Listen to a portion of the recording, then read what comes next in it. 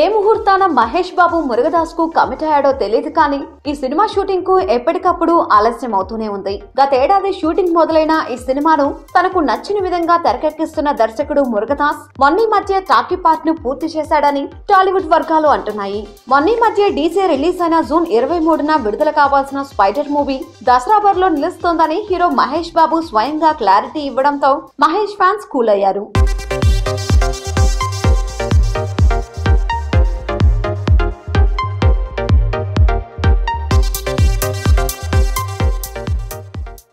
అయితే తాజాగా ఈ సినిమా దసరా బరిలో నిలిచే అవకాశం లేదనే కొత్త రూమర్ ఒకటి ఇండస్ట్రీ వర్గాల్లో చక్కర్లు కొడుతూ ప్రిన్స్ అభిమానులను టెన్షన్ పెడుతోంది. ఈ సినిమా పూర్తి కావడానికి మరికొంత టైం పడుతుందని, దీంతో ఈ సినిమా విడుదలయ్యేది డిసెంబర్ లోనే అని కొందరు చెవులు కొరుక్కుంటున్నారు.